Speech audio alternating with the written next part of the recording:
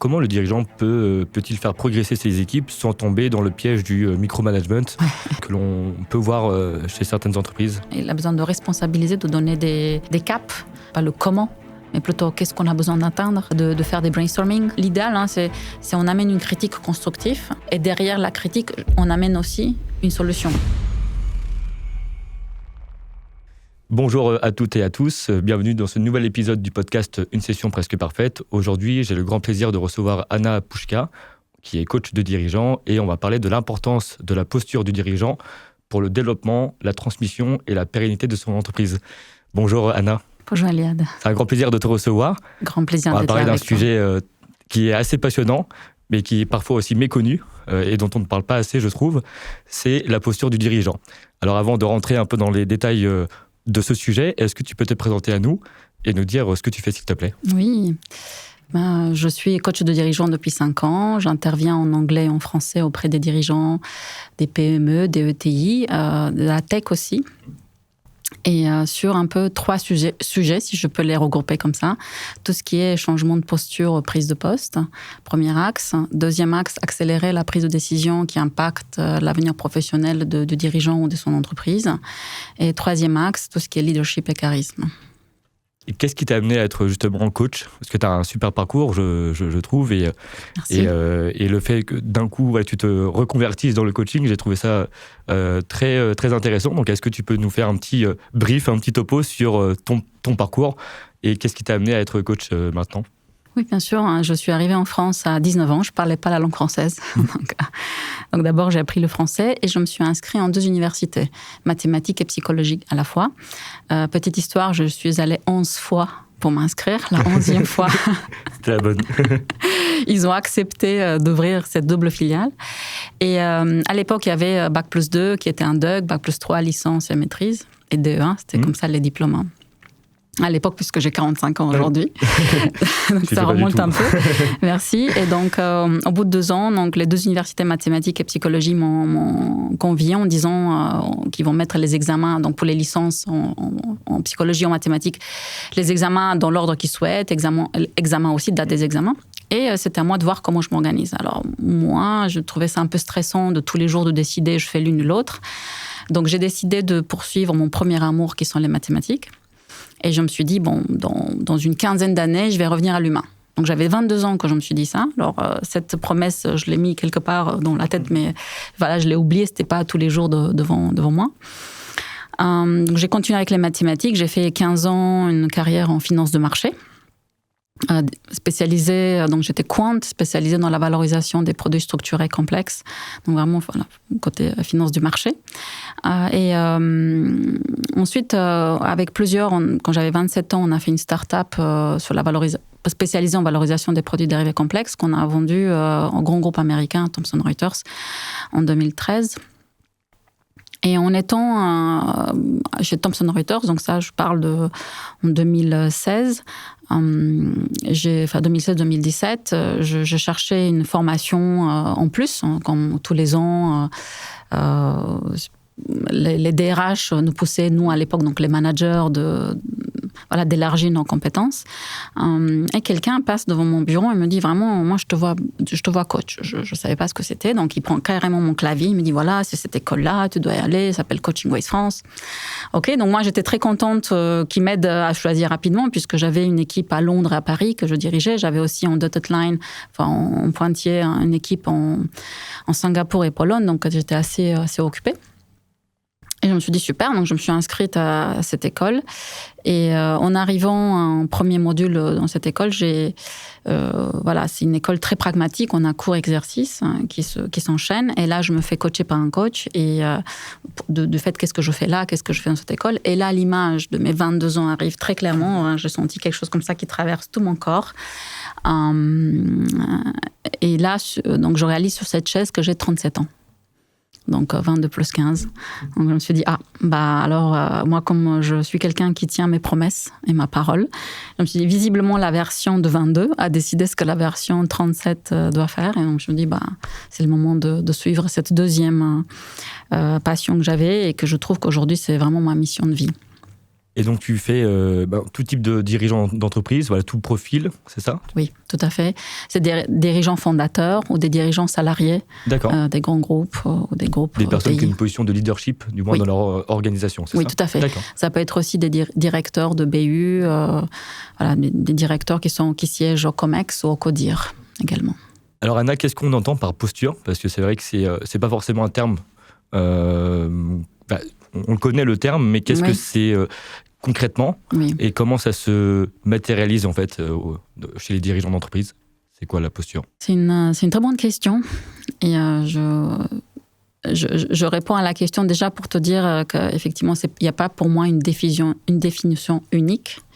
Je dirais c'est plutôt l'adéquation entre le rôle qu'on veut jouer, entre le poste qu'on a et qui on est comme personne. C'est vraiment trouver cet alignement entre les propres valeurs et ce qu'on a besoin de mobiliser pour le poste qu'on occupe. D'accord. On a tous des talents, on a tous des ressources, on a tous des qualités. Et je dirais quand on est dirigeant pour une entreprise, ça dépend aussi de stade où on est. Si c'est par exemple un dirigeant fondateur, la première année, il n'aura pas la même posture qu'au bout de 3 ans, Bien de sûr. 5 ans, dans 10 ans et 20 ans. Donc la posture va changer puisqu'il a besoin de mobiliser d'autres compétences au moment où il est dans le rôle où il est au niveau de son entreprise. Donc pareil pour un dirigeant d'un haut salarié. Et c'est aussi travailler sur étendre sa zone de confort, puisqu'on a une zone de confort, ce que je disais, cette somme de qualité qu'on a. Et à un moment donné, on est challengé aussi par rapport au fait que l'entreprise grandit, l'entreprise fait un scale-up, elle se développe, on a besoin presque nous-mêmes de Bien faire sûr, un scale-up. Oui, tout à fait. Donc, dans notre mindset. Et je dirais, si cette adéquation, elle est claire, voilà, ce poste-là demande à prendre des décisions éclairées et vite. Ce poste demande une écoute particulière, puisque les produits que je vends ou les gens que j'accompagne ont besoin d'une écoute particulière. Ou si ce poste requiert une créativité énorme ou d'innover, à ce moment-là, ma posture doit être adaptée. C'est-à-dire que mes ressources doivent être mobilisées pour ça. Et je fais en sorte de les développer. Donc, soit, effectivement, par un coaching, je prends cet espace de réflexion, soit, je dirais, en réfléchissant soi-même, en disant, je veux amener telle entreprise de point A au point B. OK, qu'est-ce que j'ai besoin de mobiliser? Qu'est-ce que j'ai besoin de renforcer? Et c'est ça que j'appelle, moi, la posture. C'est incarner ce qu'on souhaite être pour l'objectif qu'on se donne à soi et l'entreprise. Je ne sais pas si... C'était très clair. Parce que j'imagine on cherche toujours à faire le lien entre la posture du dirigeant et le développement de son entreprise. On se dit, mais en fait, quel est le lien? En quoi c'est important, justement, d'adopter la bonne posture quand on est dirigeant d'entreprise, ou du moins quand on est une position de leader, que ce soit pour le développement et même, on va parler après dans les questions qui vont suivre, même pour les levées de fonds, la transmission. En quoi c'est important, justement, d'adopter une bonne posture? Je trouve qu'il s'agit de la cohérence et congruence. Quand la personne elle est en phase avec les objectifs qu'elle se donne, c'est fluide. Après, il y aura peut-être des embûches, des succès, des moins, comment je peux dire des échecs, des échecs, voilà. Ça dépend. Enfin, le chemin, il peut être parsemé par des petits obstacles. À partir du moment où la personne elle est cohérente et congruente, ces obstacles ou ces succès vont être accueillis de manière beaucoup plus sereine et fluide. Donc, pour moi, c'est capital puisque ça enlève, tu vois, au contraire, une tension ou un désaccord de ce que la personne souhaite faire ou ce qu'elle veut atteindre et ce qu'elle met en place. Et aussi, les employés, ils peuvent voir cette non-cohérence, enfin, incohérence du dirigeant. Et en tant que leader, je trouve que c'est important d'incarner ce qu'on dit, de le faire, de le mettre en pratique. Et ça crée de la confiance déjà en soi et que les autres ont dans la personne. Après, on peut ne pas être d'accord avec une vision. En revanche, si elle est incarnée, on aura toujours du respect. Tout à fait. Par rapport à la personne qui l'incarne. Et c'est ça qui distingue un leader, justement, peut-être d'un patron un peu plus autoritaire, et qu'on va suivre plutôt par crainte que par conviction pour le leader. Exactement. Et du coup, même la personne sera elle-même convaincue de ce qu'elle est en train de faire tous les jours si elle est en cohérence avec elle-même. Tout à fait. Puisque ça commence déjà soi avec soi. Exactement. Moi, j'ai un constat aussi dans le milieu des dirigeants d'entreprise. En quoi, en fait, avoir une position de leadership, ça amène la solitude. Pourquoi, en fait, les dirigeants se sentent très souvent seuls, et c'est quoi le lien, justement, avec la posture, avec ton métier? Tu m'as posé 2 questions. Ouais, exactement, c'est ça, ouais. Je voulais te bouiller les pieds. Alors, de ce que je vois, donc côté leadership et côté solitude, leadership, je dirais, ça rejoint un peu la discussion, ce qu'on vient voir, ce que tu disais, c'est amener les personnes, ce que tu disais, plutôt qu'autoritaire, ou quelqu'un qui se dit on doit le suivre, ou il faut, j'en sais pas c'est qui ce il, mais on le suit tous. Ouais. C'est plutôt je veux faire partie de ce projet, ça me donne envie de le joindre. Bien sûr, il y a comme tout projet, il y a des contraintes, voilà, tout n'est pas rose, comme dans tous les jobs et tous les projets.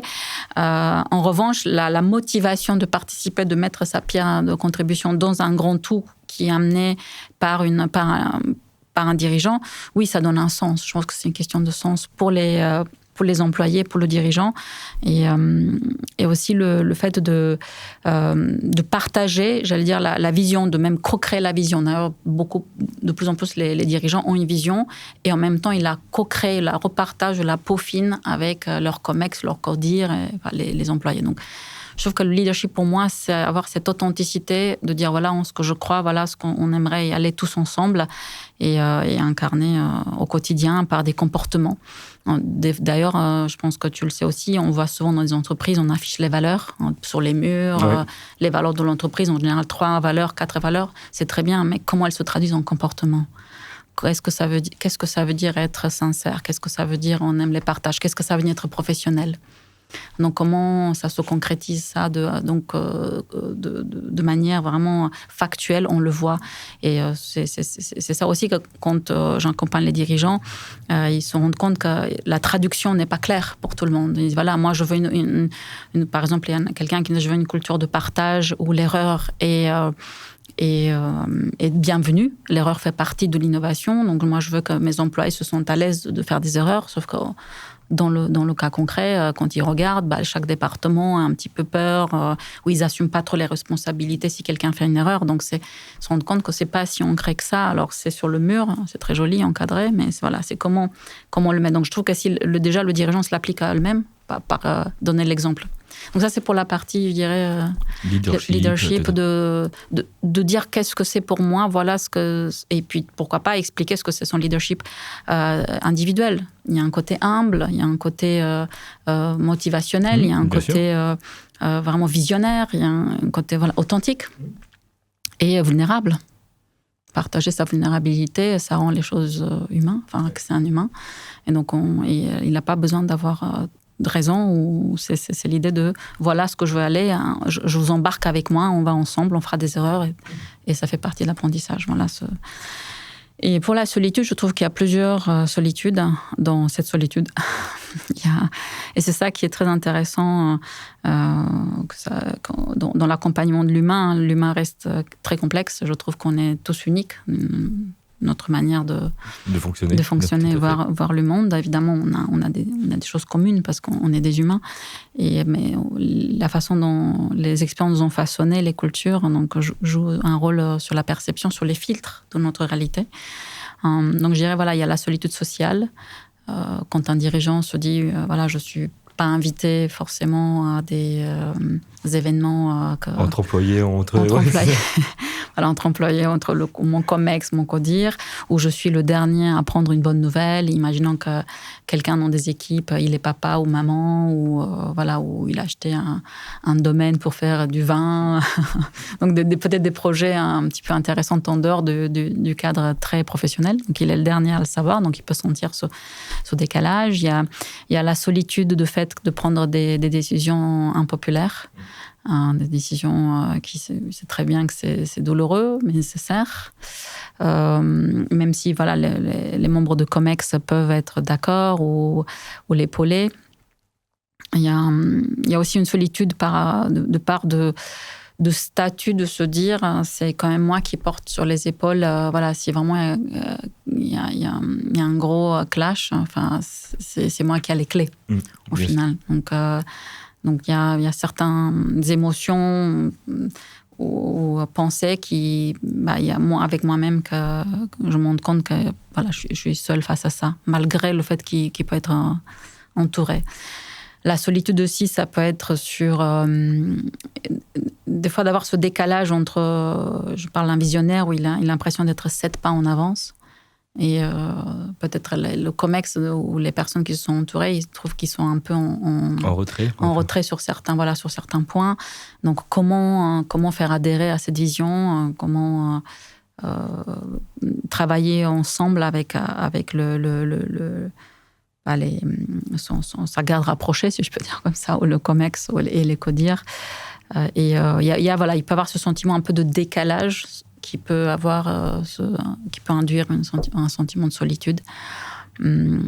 Et après, ce que tu disais aussi, peut-être des personnes qui le considèrent, c'est le dirigeant, c'est quelqu'un là-haut, on ne va pas le déranger, c'est aussi comment les personnes perçoivent. Tout à fait. Et c'est pas forcément lui il le ressent, mais c'est et les personnes peuvent se dire est-ce qu'on vraiment peut le déranger, est-ce qu'on ne va pas trop le déranger, etc. Donc c'est aussi une ressenti parce qu'il a une posture quand il rentre, le dirigeant de la société. Donc les personnes peuvent aussi tout de suite pas le mettre à l'écart. Voilà. Mais tout ça, ça se travaille. Hein. Je parle des premiers sentiments de solitude qui peuvent apparaître. Et il y en a des dirigeants qui vivent dans plusieurs solitudes. Aussi solitude par rapport aussi à leur famille. Oui, bien sûr. Ils sont des fois tellement impliqués dans leur entreprise que leur entourage proche s'écarte un peu. Et donc, du coup, ils se sont moins soutenus à l'extérieur. Tout à fait. D'où l'importance de prendre du recul pour mieux diriger. Et justement, en parlant de prise de recul, et même moi aussi dans mon métier, quand j'échange avec des dirigeants qui veulent vendre leur entreprise, qui se posent cette question-là, en fait, qui ne sont pas forcément posées toutes ces questions-là, parce qu'ils n'ont pas pu prendre de recul ou n'ont pas eu le temps ou l'occasion de prendre le recul nécessaire. En quoi c'est important justement pour un dirigeant de prendre des moments de réflexion au quotidien ou même dans la semaine pour avoir ce recul nécessaire et se poser les bonnes questions? Oui, je trouve que c'est essentiel de faire un pas de côté et de prendre ce recul pour mieux avancer. Ça paraît contre-intuitif parce qu'on se dit, attends, si on s'arrête, je perds du temps. Mais c'est vrai. D'accord. Comment ça, je m'arrête 1 heure? C'est pas possible. Mais en fait, c'est pour mieux avancer. Et on gagne un temps fou. Et d'ailleurs, c'est ce que souvent certains dirigeants en fin de l'accompagnement de coaching, qui dure par exemple 6 mois, ils me disent, Anna, tu m'as fait gagner 2 ans de ma vie.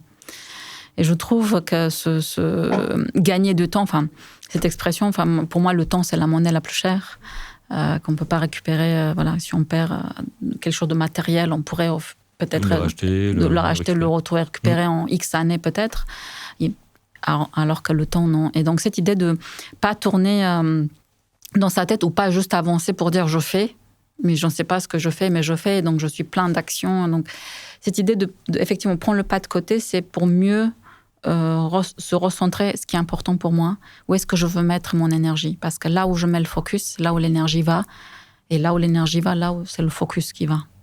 Donc, et je trouve que les dirigeants ont 2 grands pôles à manager, c'est leur niveau d'énergie, où est-ce que vraiment ils s'impliquent, et l'humain, c'est comment ils gèrent les relations et le bien-être et vraiment le management des personnes autour d'eux. Donc, avoir ces 2 pôles et quand ils prennent ce pas de côté, peut-être qu'ils se rendent compte justement qu'ils sont trop sur ou pas assez. C'est vraiment le remettre le curseur. Et il y a aussi leur vie privée.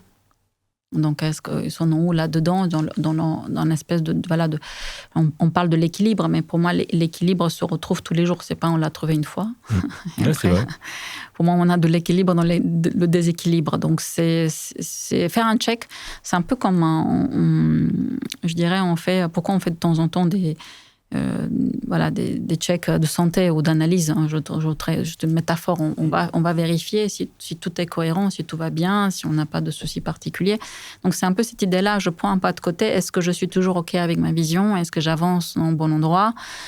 Puisqu'avancer, c'est bien. Mais avancer au bon endroit, c'est mieux. Très bonne phrase. Très bonne punchline, on va dire.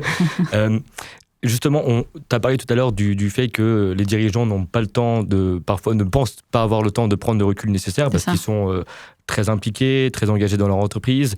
Ils ont très souvent un emploi du temps ultra chargé. Donc, qu'est-ce que tu conseilles à un dirigeant justement pour l'aider à mieux structurer son emploi du temps pour prendre ces moments de réflexion, prendre ces moments de recul? Oui, je trouve que souvent, alors je peux me tromper, mais ce que j'ai observé, c'est que les agendas sont remplis des choses à faire.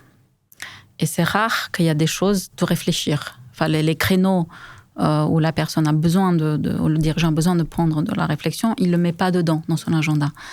Donc, forcément, cette réflexion va se faire sur le chemin, la nuit.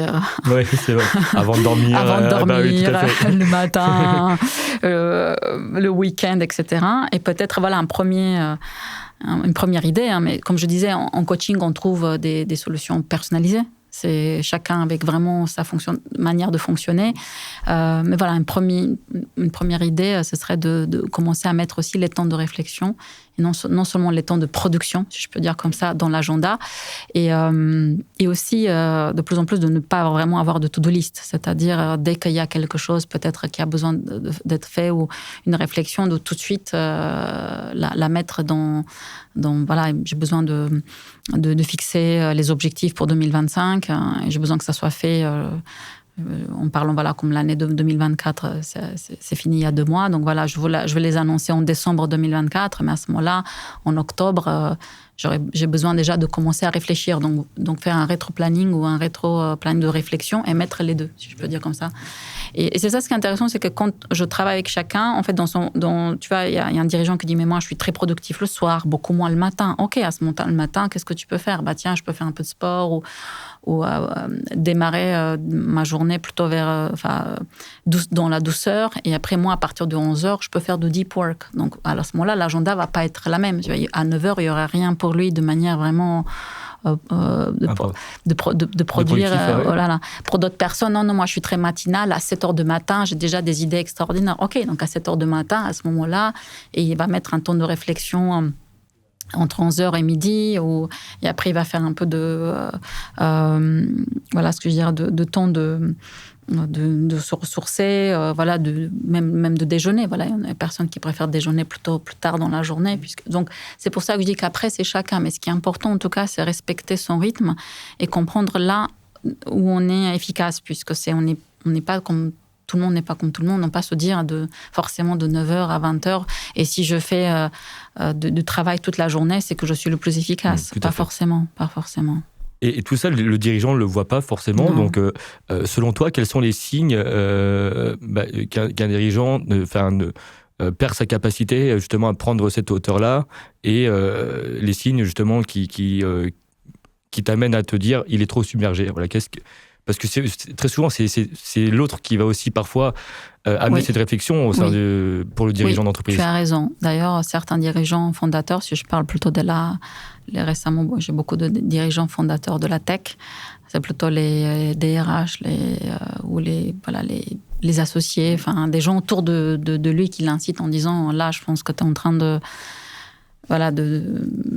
faire comme un burn-out, je dirais. Voilà, là, t'avances, tu t'arrêtes pas. Donc, ce serait bien de te repositionner. On prend ce temps de recul. Donc, effectivement, ce sont les autres. Et c'est aussi le dirigeant. Et quand ça, c'est des signes, ça peut être fatigue, tu sais, quand tu dis, voilà, moi, je dors, mais je me réveille fatiguée. Et j'ai l'impression que plus j'en fais, plus il y a à faire. En fait, ils se rendent compte qu'ils rentrent dans une spirale qui s'appelle spirale négative et qu'ils ont l'impression qu'ils ont avancé sur certains sujets et 6 mois après, ils se rendent compte que le sujet il est toujours sur la table, où les doutes commencent à se sentir, beaucoup plus de doutes sur certains, alors qu'ils disaient non, mais moi, avant, j'étais beaucoup plus sharp, beaucoup plus direct, c'était facile. Là, ça me semble besogneux. Mais je trouve que oui, ça commence beaucoup par la fatigue. Oui. Je veux dire, mais fatigue aussi, ça peut être charge mentale et ensuite charge physique. De toute façon, notre corps somatise et en général, il est beaucoup plus vite que le mental. Il comprend beaucoup plus vite que le mental, si je peux dire comme ça. Et c'est ce qu'on appelle, qu'est-ce qu'on entend justement par approche effet miroir? C'est ça, c'est la personne que l'on côtoie qui va nous faire comprendre ou nous mettre en évidence ces signes-là, justement, d'un possible d'être trop submergé ou de perdre sa capacité à prendre de la hauteur. Oui, exactement. Et signe de clarté. J'aime beaucoup cette idée de effet miroir, et je trouve que c'est ça le cœur de coaching. C'est amené par le questionnement, par la reformulation, par les observations. Tu me dis ça et tu fais B. Tu me dis A et tu fais B. Ou tu me dis que tu veux faire ça et en même temps, tu es pris par tel projet. Et donc, d'amener, c'est ce qu'on peut dire des fois des incohérences, en tout cas de ce qui se voit de l'extérieur, pour les soumettre à la personne, pour que d'elle-même prenne conscience de là où on en est, de là où elle en est. Donc, l'effet miroir, c'est vraiment d'amener, voilà ce que je vois, il y a une manière factuelle d'amener les choses, hein, voilà ce que je vois de l'extérieur, si quand quelqu'un effectivement est exténué ou par exemple le manque de clarté, ça aussi, hein, ça c'est un autre signe pour revenir à la question, impression que c'est pas clair, qu'il y a plein de trucs à faire ou à décider, où tout s'embrique et il n'y a plus de cette clarté d'esprit.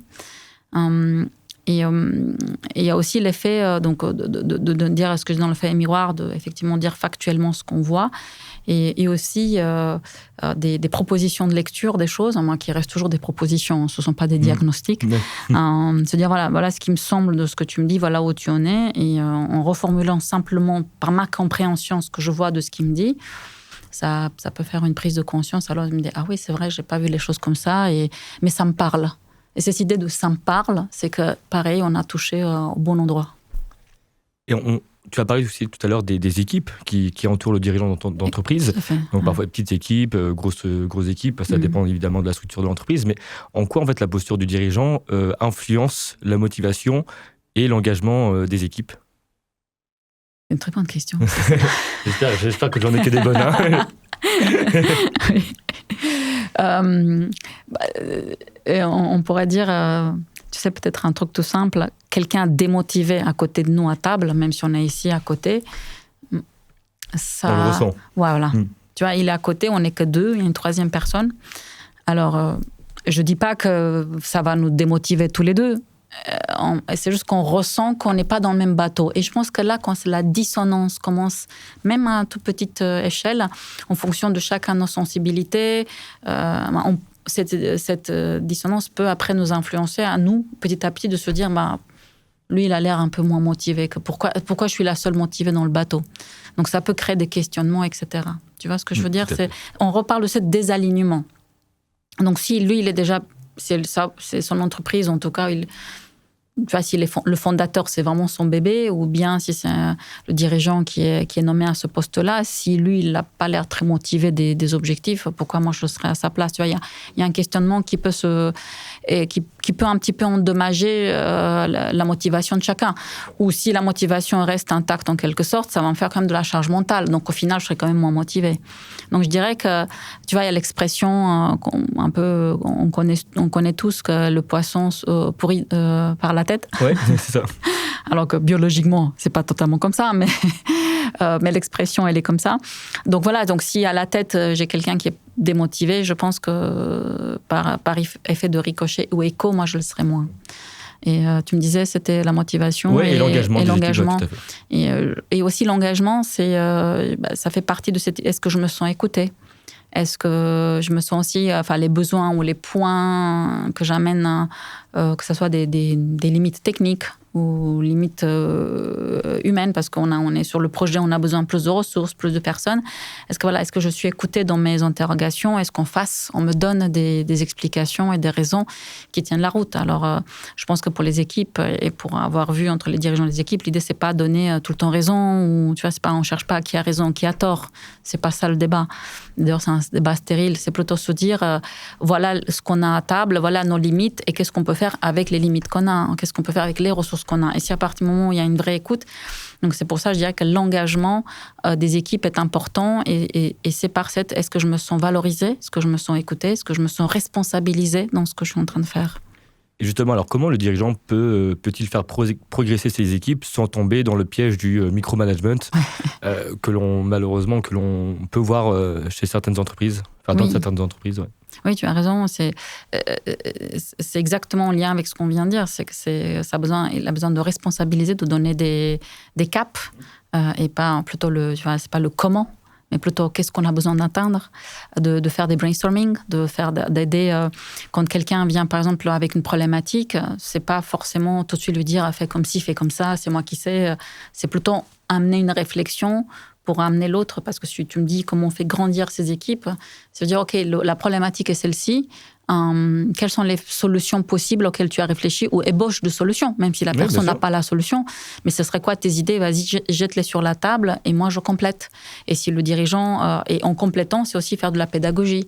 Voilà, je pense que c'est plutôt comme ça, et ce qui m'a amené à penser ça, c'est donc donner du sens, ce qui fait que la personne peut apprendre de cette première expérience, et la deuxième fois, quand elle viendra avec un deuxième sujet, elle va être enrichie de la première fois où elle a vécu ça, et de plus en plus, les équipes vont venir avec la solution. L'idéal, c'est on amène une critique constructive, et derrière la critique, on amène aussi une solution. Et, c'est là où aussi le dirigeant arrive à forger ça comme mindset dans son entreprise, de dire on amène, et je suis ouvert aux critiques, je suis ouvert aux améliorations, de amener aussi vos idées à côté.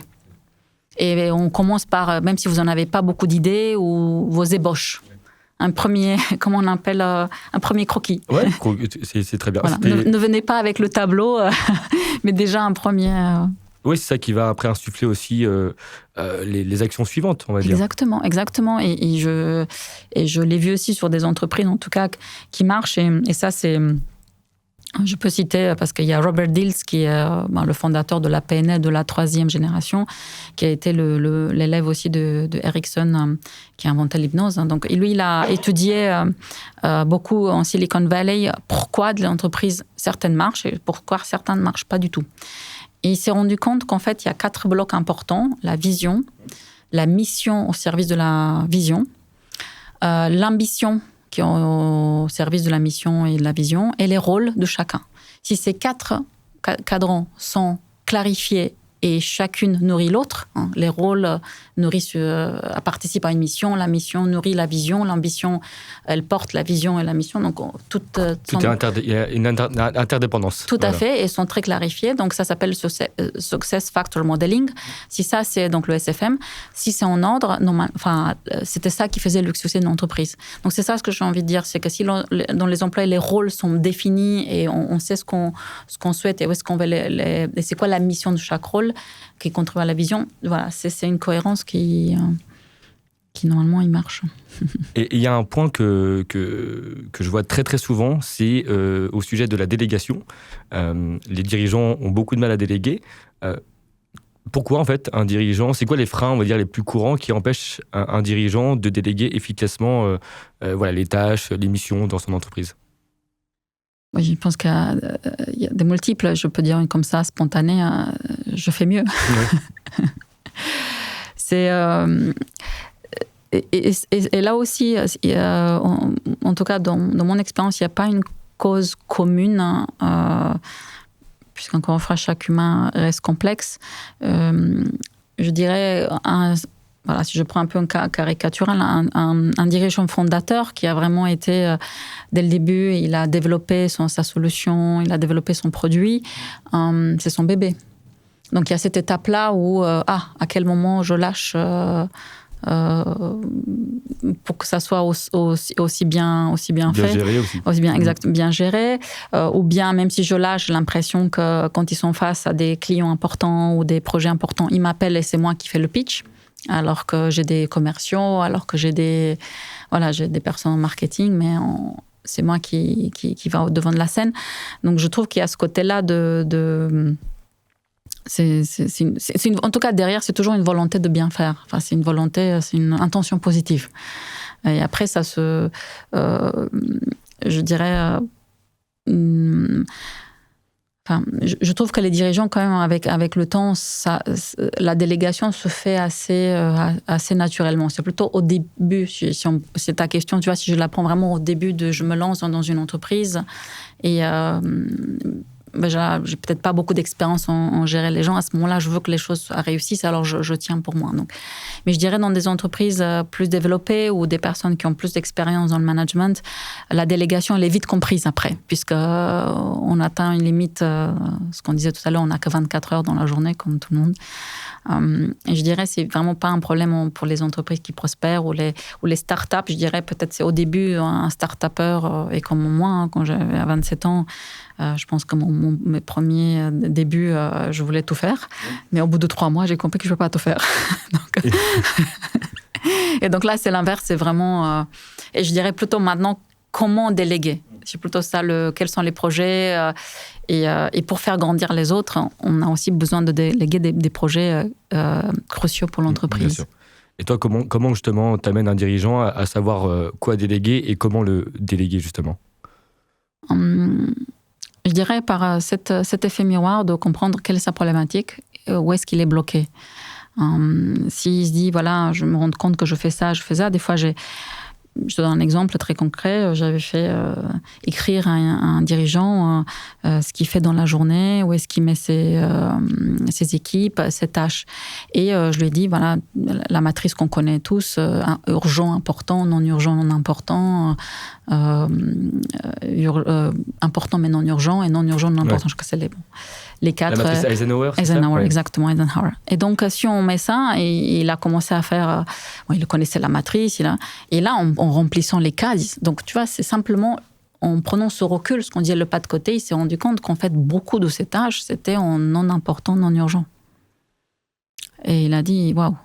Tu vois, c'est l'amener à... Donc, je dis, OK, donc alors, qu'est-ce que tu délègues à qui ? Et là, ça a été, oui, mais effectivement. Et en fait, il se gardait des tâches. En plus, il réalisait qu'il a regardé des tâches qu'il n'aimait pas du tout. C'est ça aussi. Alors qu'il pensait... mais il n'avait pas pris... Comme il faisait plein de choses, c'était noyé. Et là, on a dénoyé. Enfin, si on peut, on a mis de clarté. Et une fois qu'on a mis la clarté, c'était le premier cas de faire le tri. Ensuite, on s'est dit, OK, qui dans l'entreprise... Tu le vois en tel, qui tu veux challenger. Oui. Il y a aussi cette idée-là. Tout à fait. Tu ne vas pas juste aller sur la facilité. Ouais, je donne à Pierre, il y a Pierre, Paul et Jacques, et Pierre a toujours géré ça, Jacques a toujours... Je me dis, tiens, à qui tu voudrais grandir et comment ? Ah, j'aimerais challenger lui sur cette partie-là. Je pense qu'il peut, lui ou elle peut maintenant développer cette partie-là. Donc, je donne à Sophie, à Patricia, etc. Oui, nous c'est vrai que c'est ce qu'on fait aussi pour les clients, pour les dirigeants par exemple, qui veulent aussi vendre leur entreprise, qui veulent vendre une partie de leur entreprise.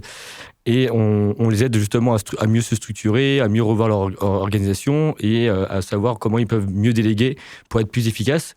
Parce que beaucoup de dirigeants, au final, font des choses qui ne leur plaisent pas et qui n'apportent pas de la valeur au quotidien.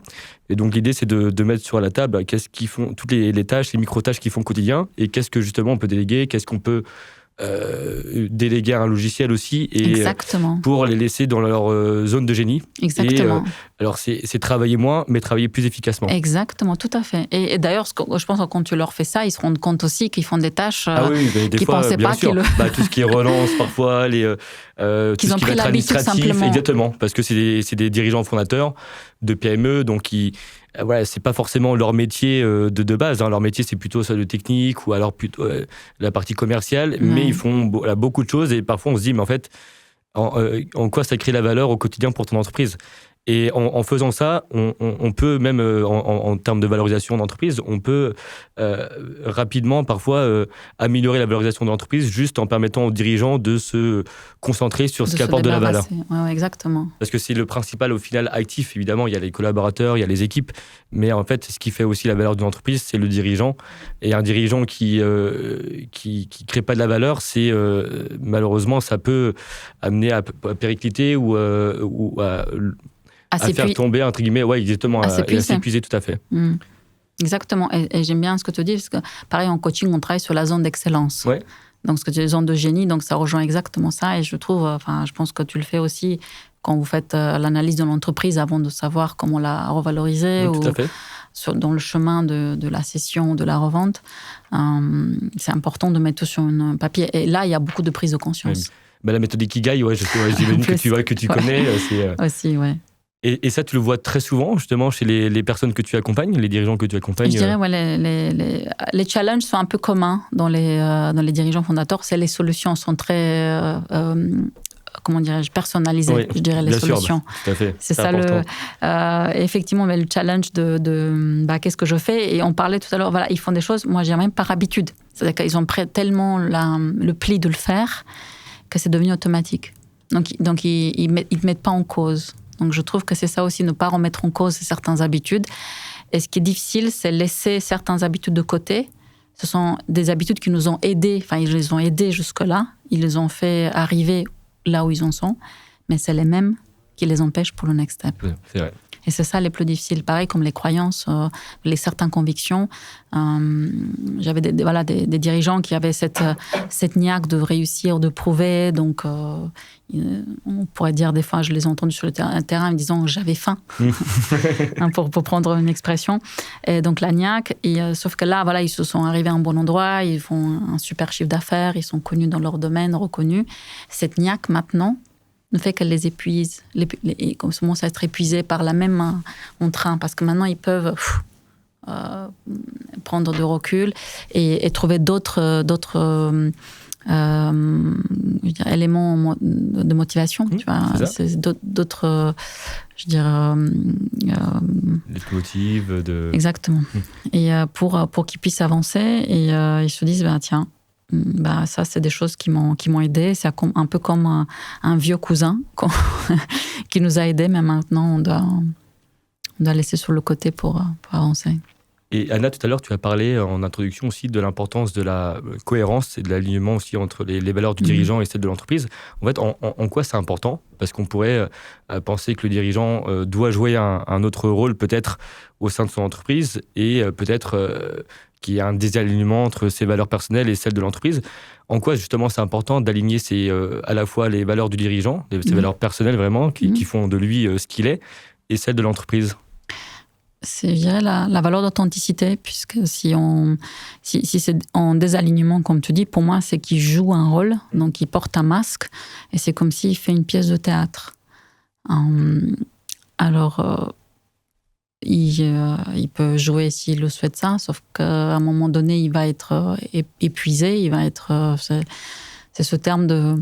Je pense que tout être humain, quand il va à l'encontre de ses valeurs, il ne peut pas le faire longtemps.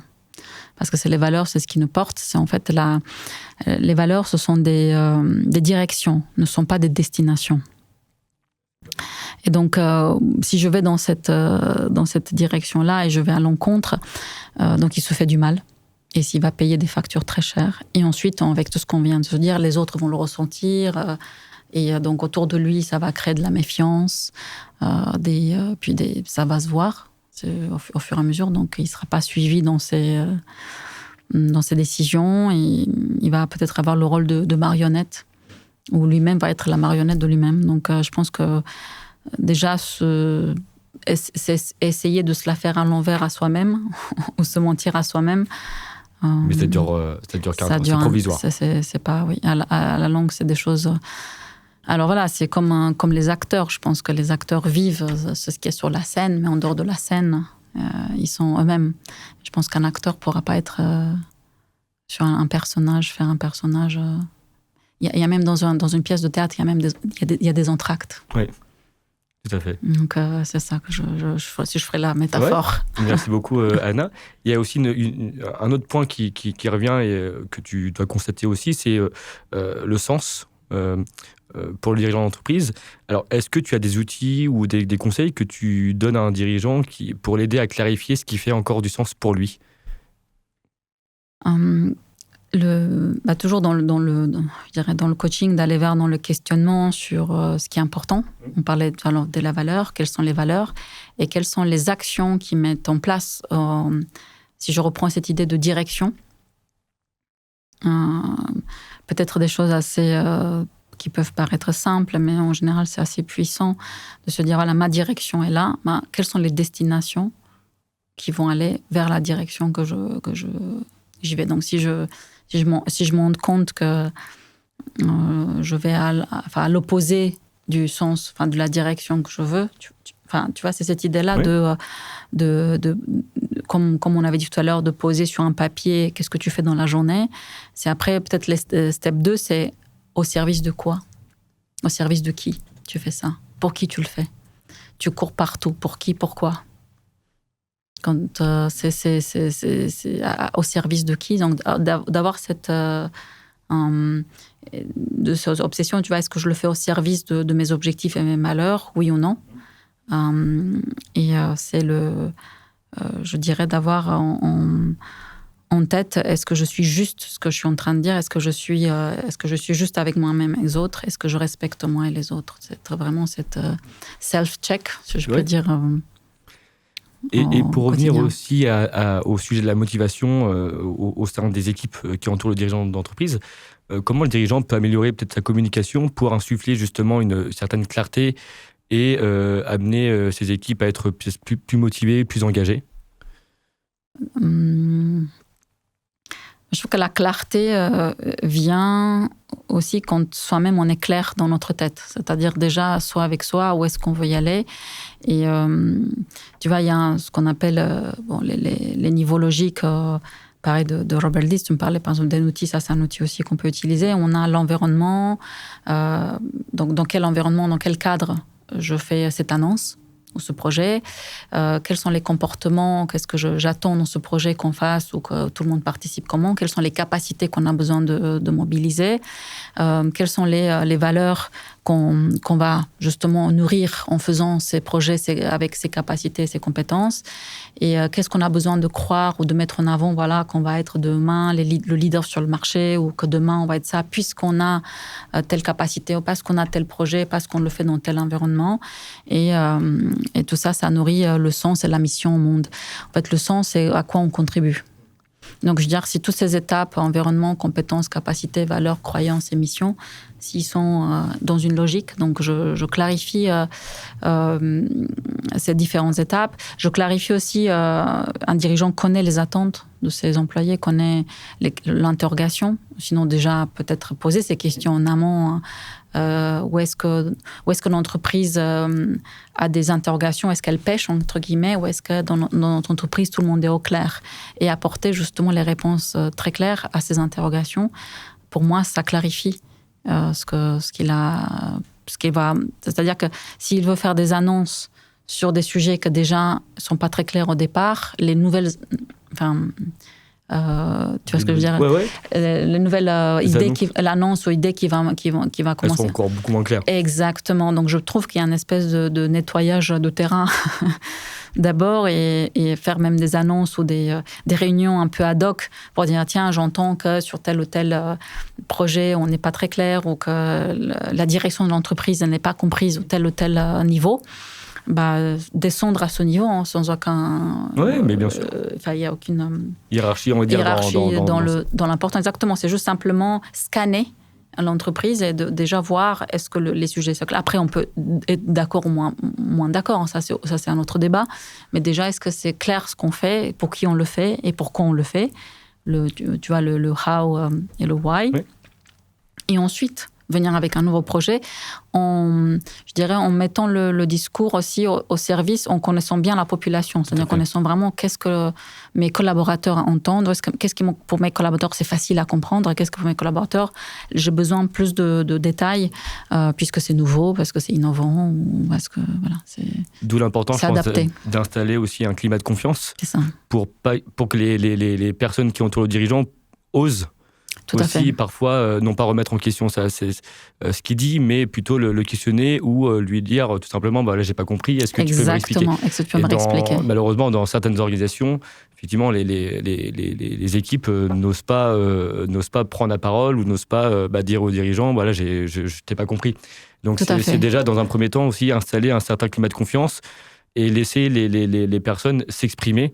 Et avoir, tout à l'heure tu parlais d'écoute, avoir une vraie écoute, et pas une écoute juste, je dis ouais je t'écoute, mais au final rien ne se passe. Oui. C'est avoir une vraie écoute dans le sens prendre en compte ce qui est dit, et aussi observer un peu des signaux faibles qui nous font comprendre que peut-être on n'a pas été clair aussi sur certaines choses. Exactement, parce qu'il y a une différence entre écouter et entendre. Ouais, exactement. Et c'est vraiment d'y aller, donc tout à fait un point clé, instaurer la confiance. Et on reboucle la boucle avec ce qu'on disait au départ, c'est quand on affiche ses valeurs sur le mur, c'est les incarner au quotidien. Donc si j'affiche, oui, vous avez le droit à l'erreur, oui, vous avez le droit au questionnement, ou comme tu dis, voilà, vous avez le droit de dire, on a notre valeur de dire, là, on comprend pas, on demande, on ose, on pose des questions. Le questionnement est même encouragé dans notre entreprise, au quotidien, le faire. Tout à fait.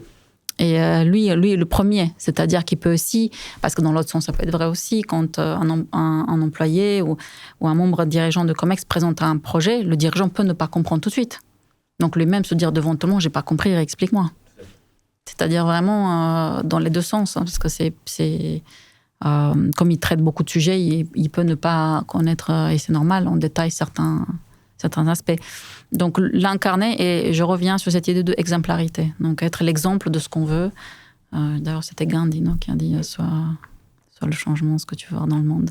C'est important. Ouais, donc en fait, on revient à des basiques, mais je dirais c'est vraiment cette idée de ne pas rester dans la tête, tu vois, c'est pas quelque chose comme ça, je réfléchis, et c'est pas conceptuel, c'est vraiment l'intégrer dans le muscle, je le fais, je le dis, je me trompe, je le dis, j'ai besoin des détails, je le dis, je peux moi-même dire, voilà, je suis là ouvert pour comprendre ce qui n'a pas été compris, et que ça soit pas que des paroles, c'est que les comportements suivent. Donc encore une fois, cette cohérence et cette congruence.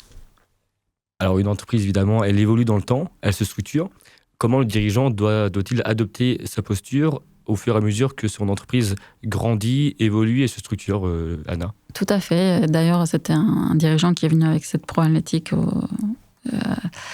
assez récente. Il disait, mon entreprise fait un scale-up. Moi-même, j'ai besoin de construire ma version 3.0. Ouais. J'ai bien aimé cette métaphore.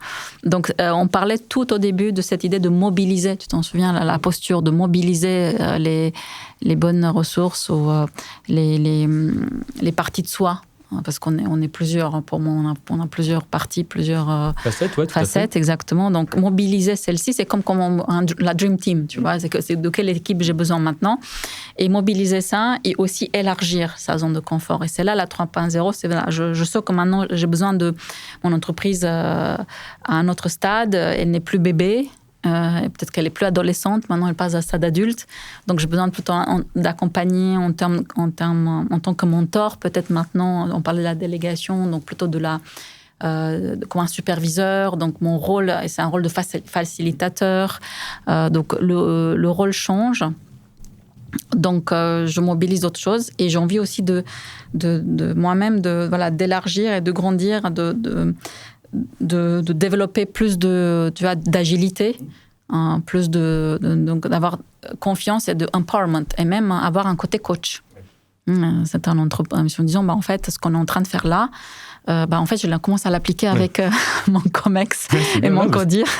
Et des fois, ils me disent, voilà, je commence à poser des questions ouvertes comme toi. C'est là que tu vois que t'as bien agi, justement, que t'as fait un bon boulot. Oui, il me dit, je t'ai piqué ça, j'ai pris ça, j'ai pris ça, j'ai pris ça. Je dis, tant mieux, c'est l'idée, c'est cet espace d'agrandir, parce que quand il voit comment ça marche sur lui, il se dit, autant le faire profiter aux autres aussi. Exact, je dis, j'ai pris tes techniques. Ça te fait peut-être moins de travail aussi pour toi, c'est double effet. Exactement, mais c'est cette idée-là de s'ouvrir à apprendre des autres, et en fait, c'est peut-être humilité de dire que plus on grandit, enfin, plus dans notre expérience, plus on se rend compte qu'on a des choses à apprendre. Donc là, tu as parlé d'un dirigeant qui voulait justement scale up, on va dire, scaler son entreprise. Oui. Est-ce qu'il y a d'autres moments charnières où le dirigeant doit absolument adapter sa posture, par exemple levée de fonds, acquisition d'entreprise, d'autres sujets un peu plus parfois cruciaux dans la vie d'une entreprise et celle d'un dirigeant aussi? Oui, quand il a besoin effectivement de faire une levée de fonds, quand il a besoin de faire un entrée au capital des actionnaires. Et je pense que aussi dans le parcours que tu fais avec eux, c'est quand ils ont besoin de préparer leur entreprise. Ah oui, exactement, à vendre. Tout à fait. Et ça, il y a beaucoup d'angoisse ou de peur. Et ça, c'est des chemins répétitifs qui viennent. Donc, là, tout s'allume. Oui. À l'intérieur, puisque on peut se préparer théoriquement à la chose, mais après sur le terrain c'est autre chose. Et je pense aussi que vous avez dans des moments où ils ont besoin de faire d'autres types d'opérations, je sais pas, des LBE ou des choses où ils n'étaient pas habitués. Je trouve aussi, on revient à cette idée-là il y a un stade critique ou un stade où on ne peut plus faire ce qu'on faisait avant. Ouais, parce que ça bouleverse d'une certaine manière l'organisation de l'entreprise et ça amène le dirigeant à communiquer différemment, à revoir aussi son organisation, son propre de s'entourer. Temps. Exactement, tout à fait. De commencer à s'entourer des gens comme toi, ce que vous faites vous aussi dans l'entreprise, parce qu'il ne peut pas être spécialiste sur tout. Et donc, avoir déjà ce mindset pour dire je ne fais pas tout seul. Ce qui est aussi un mindset assez... on peut le rencontrer de manière, encore une fois, très personnalisée pour chacun. Bien sûr. Mais l'idée de je me suis fait tout seul, je me suis construit tout seul, je me suis appuyé sur personne.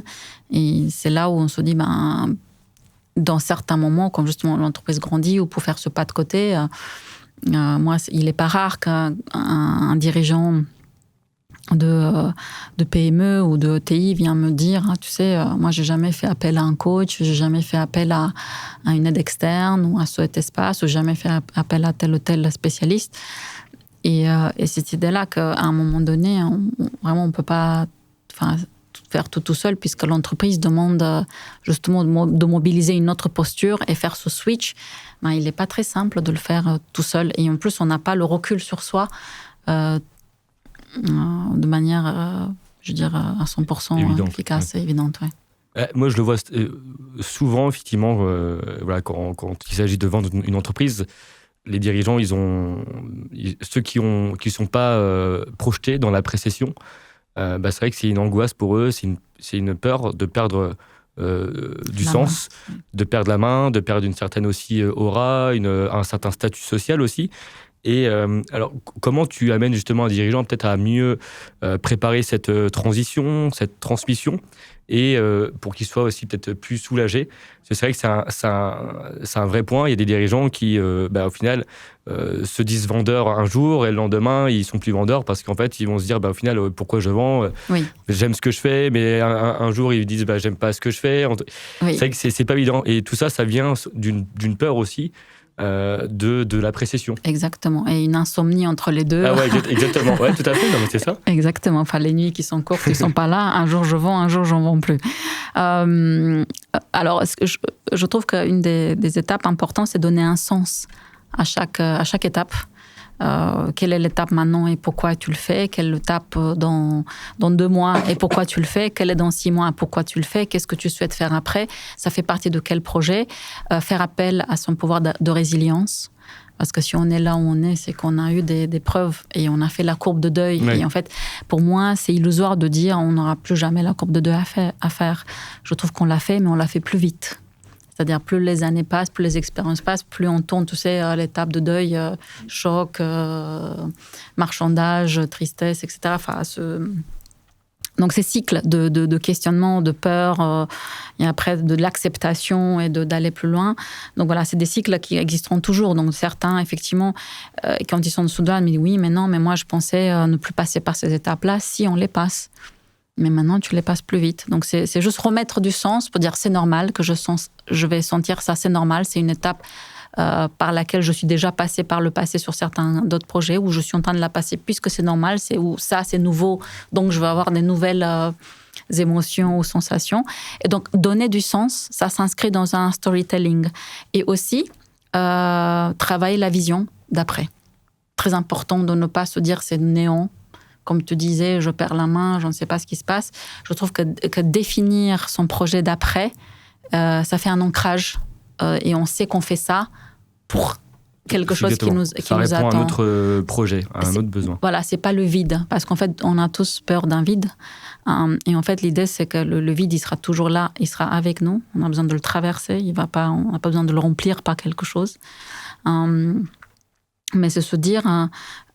Je ressens des sentiments et en même temps, je mets en place. Tu vois, c'est le « et » qui nous intéresse. OK, je ressens ça, c'est avec moi, je l'amène avec moi, ces peurs, ces doutes. Je suis humain. Et en même temps, je prépare l'étape d'après. Et c'est aussi au moment où, par exemple, j'ai des dirigeants aussi qui préparent leur retraite. Oui. Ah oui, ça c'est aussi... Et c'est aussi un cap. Sujet, et puis c'est des retraites qui n'est pas forcément à 60 ans. Oui, c'est parfois 70, 65, 70. Exactement. Ou bien ils ont fait des exits très importants, donc ils peuvent prendre la retraite à 35. Hein. Ouais. Ah, ça c'est bien, ça c'est le... Et en même temps, c'est très angoissant pour certains en disant je vais faire quoi? Qu'est-ce que je vais faire de ma vie? J'ai de l'argent, mais... J'ai de l'argent, exactement. J'ai réussi mon rêve depuis tout le temps. Et du coup, c'est un peu l'idée de j'ai réussi mon rêve, j'ai plus de rêve. C'est ça. En fait, quand ça se matérialise, ils se disent, mais en fait, ok, j'ai un beau chèque, j'ai de l'argent dans mon compte en banque, mais en fait, je perds mon why, je perds le sens que j'ai donné à cette vie entrepreneuriale. Exactement. Et ça s'appelle un peu le voyage de héros. C'est toujours Robert Dilts qui l'écrit aussi. C'est voilà, on a un appel, on répond à l'appel. Et après, on fait tout le parcours de voyage. Voilà, on a des obstacles, on les dépasse et on arrive au point de départ, mais on arrive plus grandi. Donc, voilà, on a fait notre premier cycle de rêve. Et l'idée, c'est OK, c'est quoi donc, quelle est la permission que tu te donnes? La permission d'avoir un nouveau rêve, la permission d'avoir un autre type de vie. Quelles sont les permissions et les autorisations que je me donne pour construire différemment ma deuxième étape? Donc, c'est ce qu'on dit toujours, hein, c'est pas le but, c'est le chemin qui compte le plus. Donc, merci beaucoup, Anna. C'était très intéressant. On arrive au terme de cet échange passionnant. Merci. Évidemment, c'est toujours compliqué de rentrer dans les détails ou d'évoquer tous ces sujets en un court laps de temps. Mais dernière question, et après je te laisse la parole évidemment pour clôturer ce bel échange. Quel conseil tu donnerais à un dirigeant qui sent qu'il stagne et qui n'arrive pas à faire évoluer sa posture, justement? J'ai un seul conseil qui est très court, c'est investir en soi. C'est le seul investissement qui est sûr à 100% récupérable. Très bonne réponse. Très bonne réponse. Merci Eliade, vraiment de cette authenticité des questions et vraiment beaucoup d'expérience que je ressens dans ce que tu fais et comment tu amènes les dirigeants. Et je pense que nos métiers ont beaucoup de choses en commun. Ah, tout à fait, mais j'en suis convaincu. Et c'est pour ça que je souhaitais aussi faire ce podcast avec toi, parce que quand on parle même de mon métier, de fusion-acquisition d'entreprise, de cession, on ne pense pas naturellement à ces sujets de posture. Alors qu'au final, c'est prépondérant et en fait, c'est que la suite logique. Déjà, une bonne entreprise qui se développe, c'est lié aussi en partie à l'évolution du dirigeant, à sa posture et à ce qu'il amène chez ses équipes. Et aussi, même quand il doit vendre son entreprise, c'est vrai que c'est un sujet très important. C'est l'aspect un peu psychologique, on va dire, mais l'aspect émotionnel, l'aspect lié à l'humain, c'est très important parce qu'on peut parler de la partie finance, mais la partie finance, c'est qu'un seul aspect. Et au final, on peut avoir une entreprise financièrement qui soit solide, mais si le dirigeant ne l'est pas, ça fait fuir aussi les acheteurs ou ça ne les rassure pas. Et donc, ça peut aussi, en termes de valeur de l'entreprise, ça peut décoter la ballot. Et c'est pas forcément on rentre dans un cercle aussi qui n'est pas forcément vertueux. Exactement. Et je trouve que ce que tu dis, c'est clé, parce que dans tout ça, on parle de l'humain. Donc la partie technique, en général, c'est assez facile à maîtriser, si je peux dire comme bien ça. Sûr. Bien sûr, je sais que c'est complexe et il y a beaucoup de calculs. C'est plus complexe que l'humain. Exactement. C'est que la partie humaine qui est maîtrisée, après l'humain, c'est... Puis, pour dire aussi un dernier mot, c'est que des fois, on pense être solide face à certains événements, et quand l'événement arrive, on trans ce qu'on pensait et comment on réagit. Voilà, c'est là aussi. Et c'est là où, encore une fois, j'encourage cet investissement en soi, de faire cet pas de côté pour se connaître là où on en est, en tout cas de mieux se valoriser aussi, de mieux avoir confiance en soi sur certains... Et vraiment s'armer de ce qu'on a le mieux en nous. Parce que je trouve qu'on a tous des talents insoupçonnés. Tout à fait. Merci beaucoup, Anna. Alors, je te laisse carte blanche pour clôturer cet échange. Tu peux dire ce que tu veux, soit en lien avec le sujet du jour, ou même si tu as d'autres pensées, d'autres choses que tu souhaiterais partager, c'est avec grand plaisir. Simplement, grande gratitude de ce moment où je me suis sentie très bien. Et je sens que les dirigeants sont entre des bonnes mains avec toi. Surtout avec toi, évidemment. Et est-ce que tu peux peut-être rappeler aussi aux personnes qui vont écouter ce podcast ce que tu fais concrètement et qui ça concerne? Quel type de dirigeants, à quel moment de leur vie peut-être ils peuvent te consulter, ils peuvent faire appel à toi? Oui. Donc, je disais que voilà, j'accompagne les dirigeants donc de TPE, PME, ETI et même grands groupes en anglais et en français sur 3 axes. Je peux donner un exemple de chaque axe. C'est changement de posture ou prise de poste. Prise de poste, c'est quelque chose de plus classique. Quelqu'un est nommé DG, PDG, directeur d'une BU, enfin business unit. Donc ça, c'est la prise de poste classique. Changement de posture, justement ce qu'on vient de voir, par exemple, un dirigeant fondateur qui, au bout de 3 ans, il ne peut pas diriger son entreprise de la même manière qu'au temps zéro.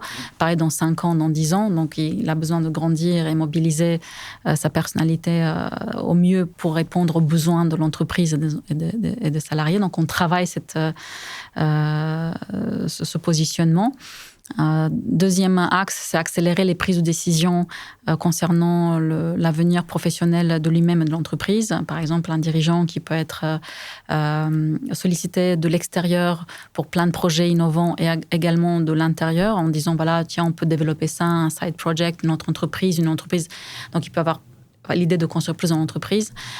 Toutes ces options sont super importantes et super intéressantes pour lui, sauf qu'il a besoin le temps est limité, il a besoin de faire certains choix. Et souvent, il tourne dans sa tête et 6 mois après, il est toujours au point de départ et les gens lui mettent la pression en disant, est-ce que tu vas venir avec moi? Est-ce que tu fais avec un tel? Et ça peut être aussi simplement un dirigeant qui a déjà plusieurs entreprises ou plusieurs activités au sein de l'entreprise en disant où est-ce que je mets mon focus? Parce qu'à peu près tout le monde me demande d'être présent parce que voilà, ce dirigeant, il a beaucoup d'idées, il est créatif, il impulse une certaine motivation. Donc les gens ils aiment bien l'avoir autour des sujets. Sauf que pareil, il a que 24 heures dans la journée. Donc il se dit, qu'est-ce que je veux faire? Donc il a besoin de faire des décisions. Où est-ce que j'interviens? Dans quel rôle j'interviens? Mentor, sponsor, dirigeant, facilitateur. Et ça, il sait que si dans un cas où il a plein de projets à l'extérieur interne ou dans l'autre cas où il doit simplement lui-même manager son temps à l'intérieur, il se rend compte que ça va influencer son appétit, son avenir professionnel en tout cas dans les 3-5 ans à venir. Et troisième axe, qui est leadership et charisme, ça va être par exemple des dirigeants ou des directeurs qui sont plutôt côté technique. Je vais prendre un exemple, un directeur financier qui peut être excellent one-to-one avec le dirigeant, il a une vision claire de l'entreprise, il a plein d'idées très créatives, sauf que quand il est au COMEX ou au CODIR, il peut être un peu plus timide d'exprimer tout ça, donc ces idées. Donc l'idée, c'est comment il arrive à habiter ce costume de leader, puisque pour justement qu'il puisse dire tout ce qu'il a à l'intérieur de lui et qui est très, très intéressant et que l'entreprise pourrait en profiter.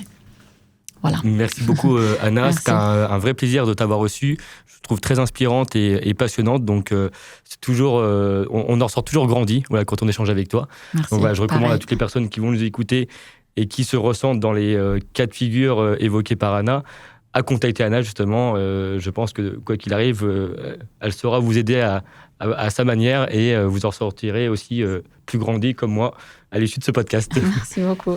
Merci Anna et à très très vite. À très très vite. Grand plaisir. Merci.